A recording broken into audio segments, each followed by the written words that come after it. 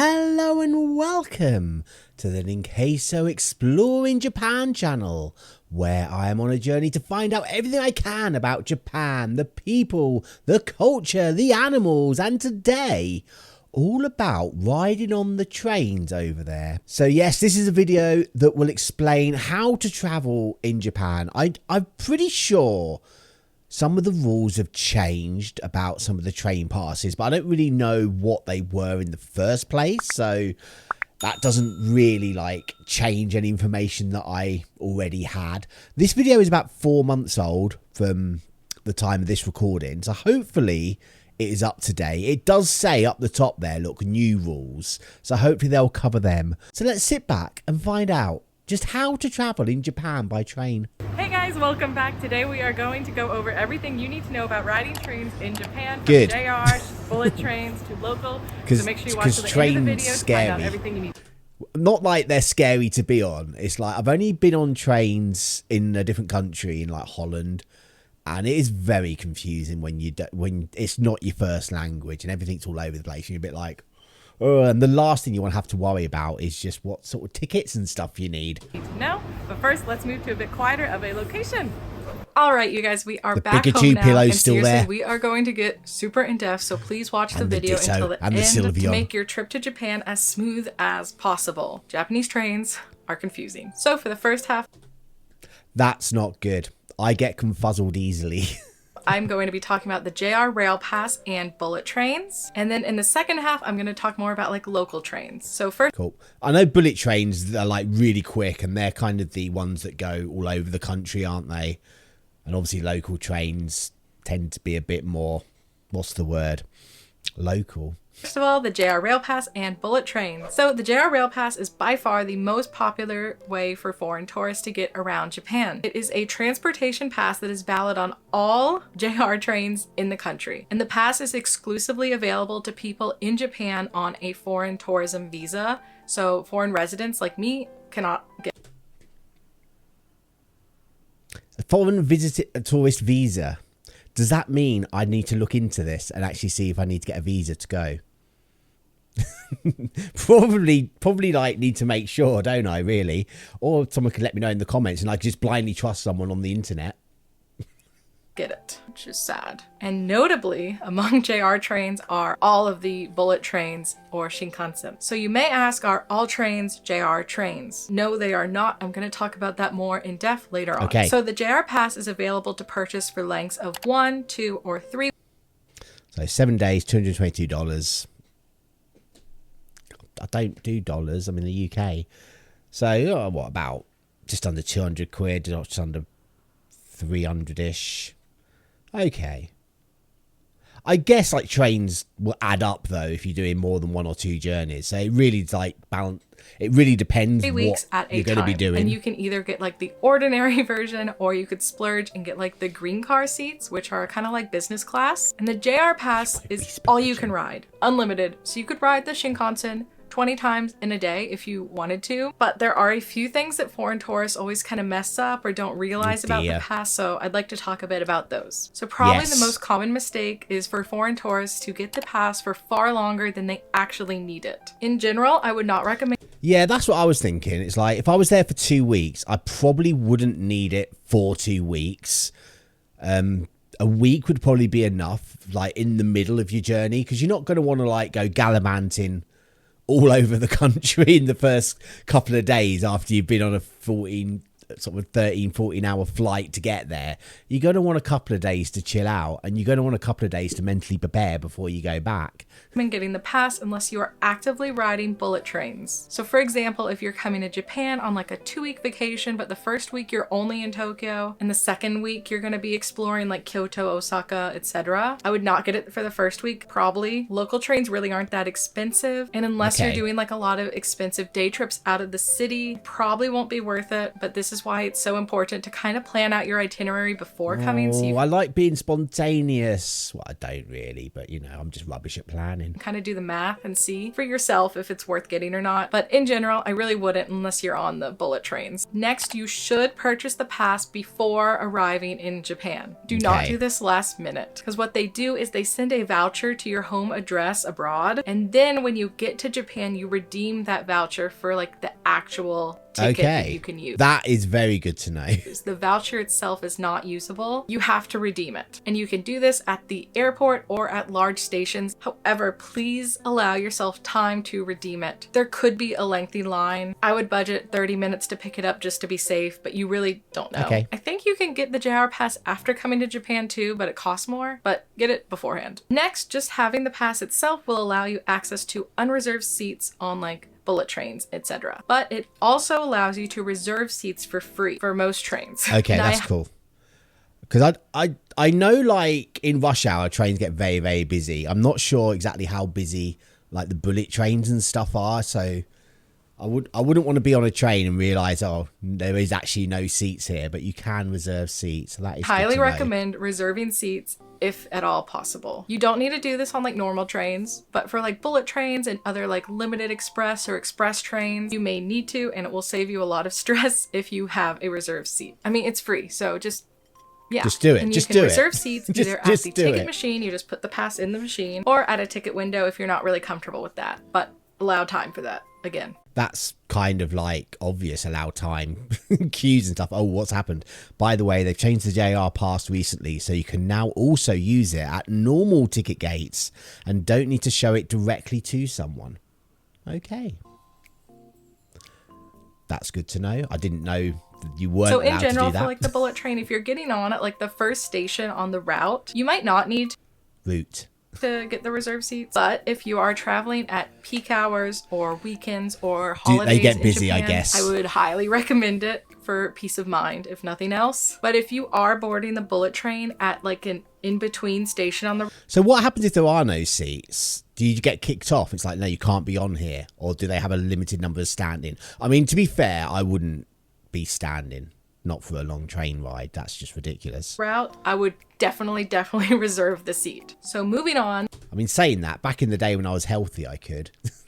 I remember having to stand all the way to London once, which was fun.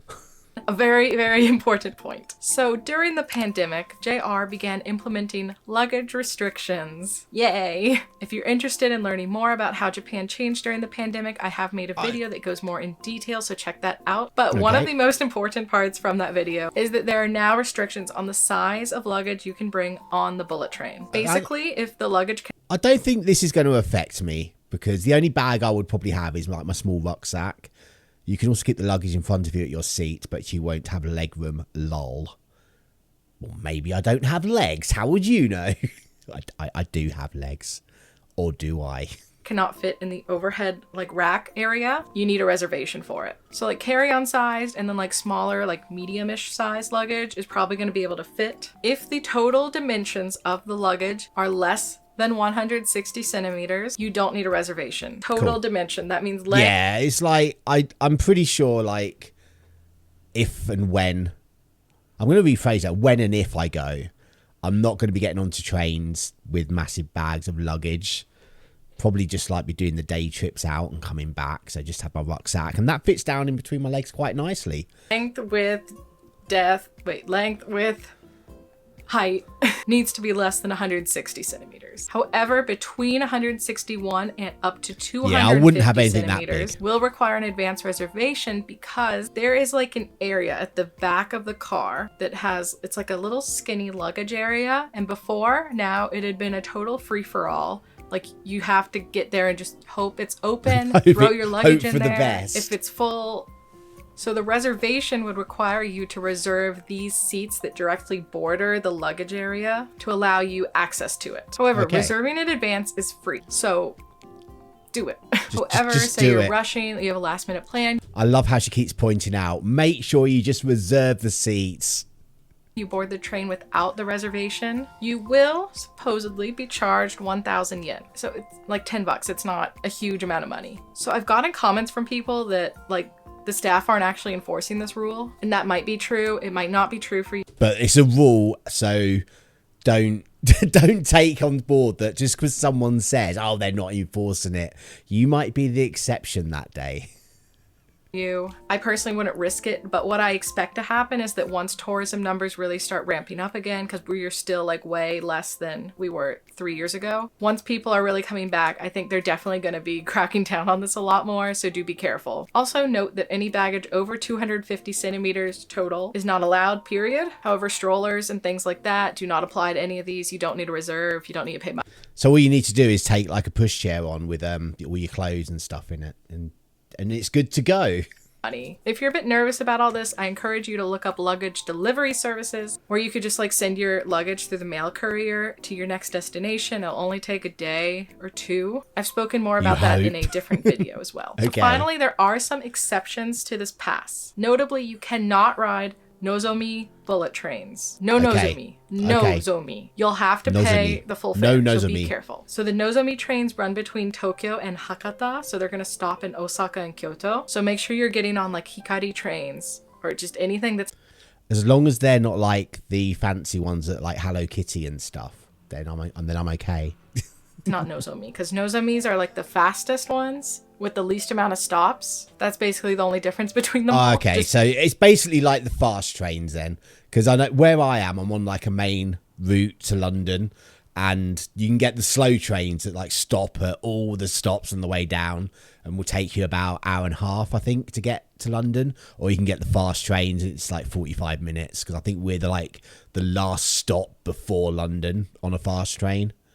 Just be careful of that. And if you're interested in buying a JR pass, I do have a link down below where you could buy the main JR rail pass or the regional JR rail passes, which they do have, which could be cheaper depending on where you're going. Before we hop into talking about the intricacies. Okay, I think that's something I need to look into, actually, like what the passes cover, and then like think about where you're actually going to be when you're there.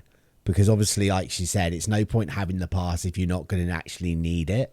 Of riding local trains in Japan. Next, local trains. So I'm gonna mainly be focusing on Tokyo, but I'll also talk a bit about other places. So as I mentioned earlier, JR is actually not one big company or a government company. It is currently kind of a private company, and there are different companies for each region. So like Tokyo and Tohoku has JR East, while like JR West is for like Osaka, Kyoto. And JR trains tend to deal with like intercity travel, longer lines, while the cities themselves will operate like the metro. And this is why it doesn't really make sense for most people to get a JR pass when they're just going to be like staying in Tokyo, because most train lines are not actually JR trains at all in Tokyo. There are a lot, especially Yamanote line, big important train line in Tokyo. But let's keep it simple. Just a nice big circle. In Tokyo's case, there's basically 3 different kinds of trains that you need to think about. Okay. They are the Tokyo Metro train line, so run by the government, and then just other private lines. There's like a lot. I'm not going to go into detail. It doesn't matter that much. But what you need to know is that when you move between different companies' service routes, the fare gets more expensive as you have to go through.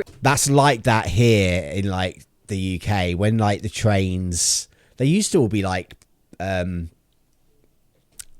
before they were privatized. I can't think of the word what they would be before they were privatized, but now they're privatized. If you just go in like straight down to London and you're only doing from where I am, it's not that bad if you don't go at like peak times.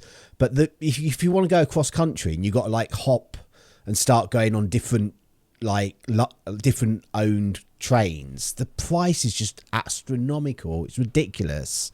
So I'm guessing this is a similar thing here, that if you're just going on one company's train, it's not going to be too bad. But the more you have to change, then it's sort of the money starts adding up. A transfer gate, because different companies. But if you remain on 2 Tokyo Metro lines, say for example from the Namboku line to the Marunouchi line, it'll be cheaper. Changing lines between like different operators can be kind of annoying sometimes. You might have to walk pretty far. And if you're using paper... Have you ever been in the London Underground? It's quite a bit of walking down there as well, you know. Tickets, gets kind of complicated, so don't use paper tickets. Instead, I highly recommend you get a Suica card as soon as you can. So a Suica card is basically a transportation card.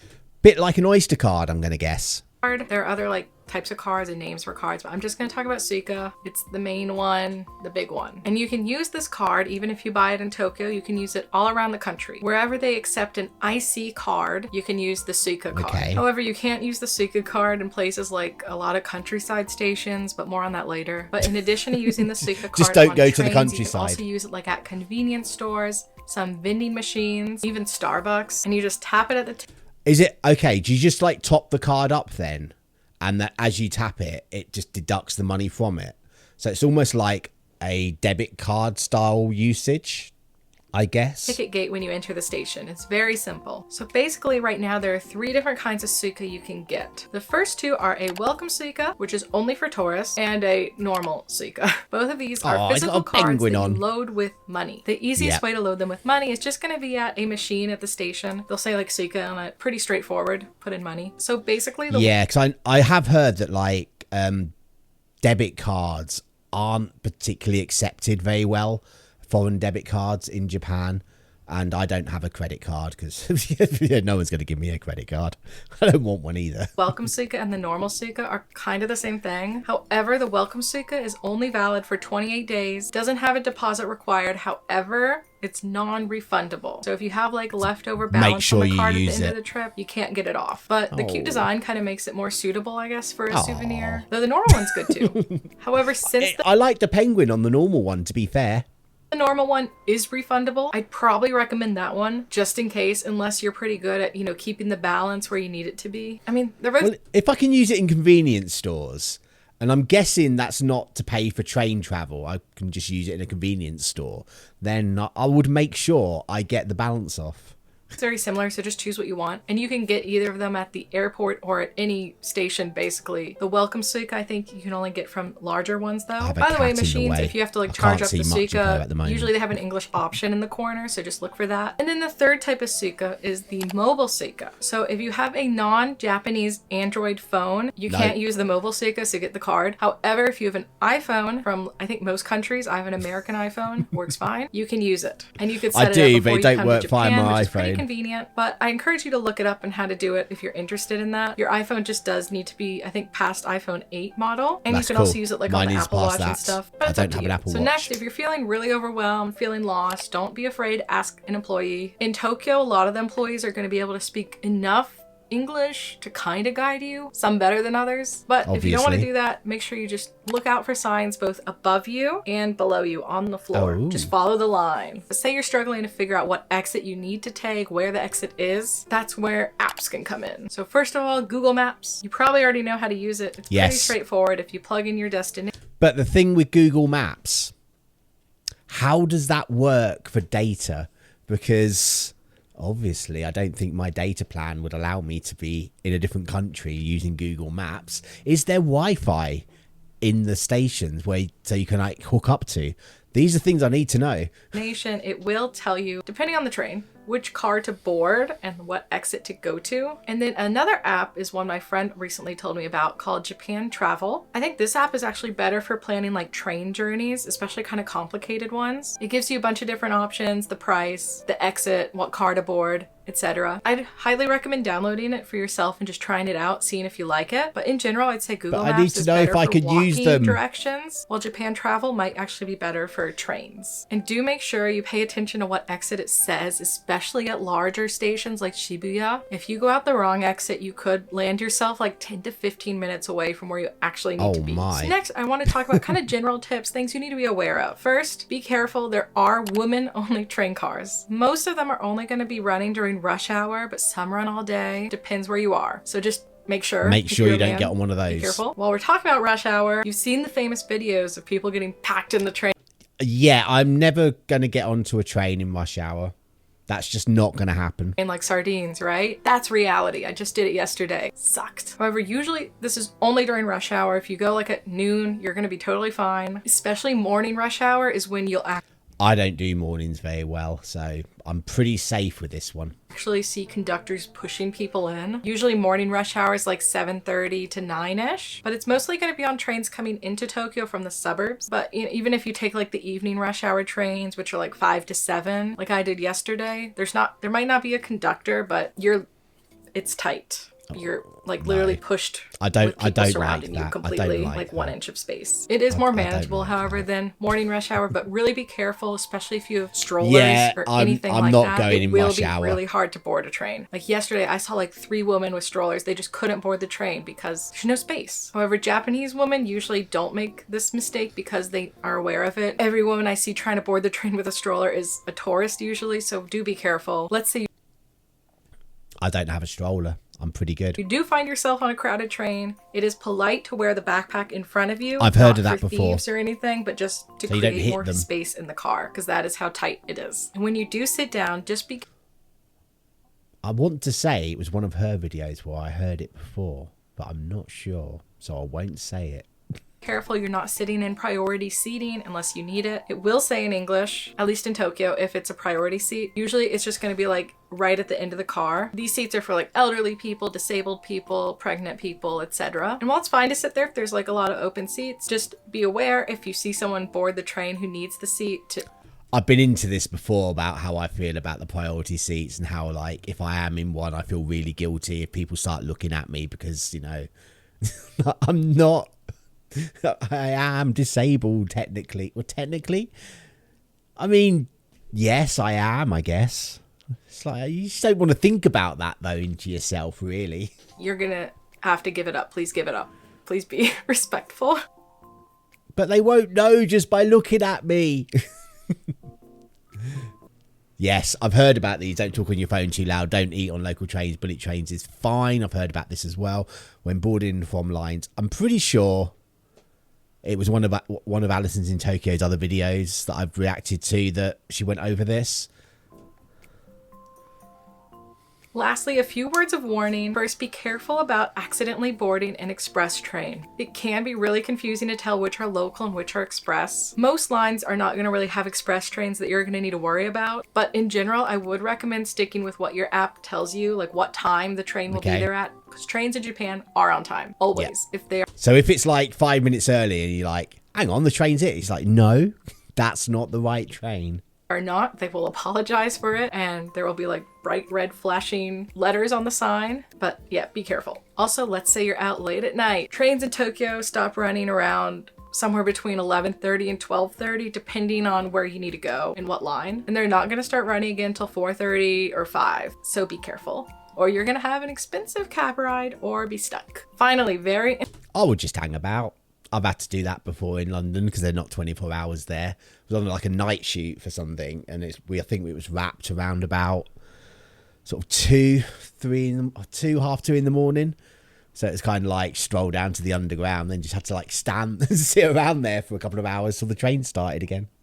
Importantly, if you are traveling to the countryside, pay very, very, very close attention to the train schedule. Trains are very infrequent in the countryside. It could range from every half hour for a place that's not that countryside to 3 or 4 hours. Plan your trip very carefully. Okay. Also, these trains usually do not... I like the emphasis. Plan your trip very carefully.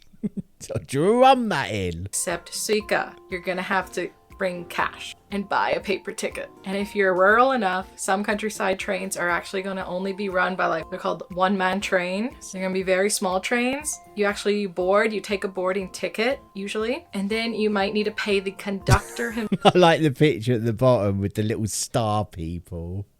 Oh, bless them. himself when you get off the train. Depends where you're getting on and off. But this is only for very countryside ones, not in the city. All right, okay, that was a very long list. I included as many things as I could think of. But let me know down below if you have any more questions. I think that is going to be it, isn't it? Yes, that is probably it. And yeah, there was definitely things that I need to look into now about train travel in Japan. Definitely need to look into it. But anyway, that was a video by Alison in Tokyo. If you did like her video, then I will leave a link in the description so you can pop over there, give their video a like, because it was very informative. We'll go back to the very start, because at least there's a train in this picture. That's not very flattering, is it? There we go. That's a bit more flattering. But if you did like my video, then please make sure you go down and hit that like button. And if you could leave a comment while you're there too, that really does help the channel out. And if you did enjoy it, then please You know, or somebody else might enjoy it, and they're not going to get shown it if YouTube don't think that people like enjoyed the video. And if you want to see more of my journey to discover everything I can about Japan, and who knows, maybe one day there'll be videos from Japan. Whoa, scary, eh? Then make sure you hit that subscribe button. But until next time, just be nice to people. Bye.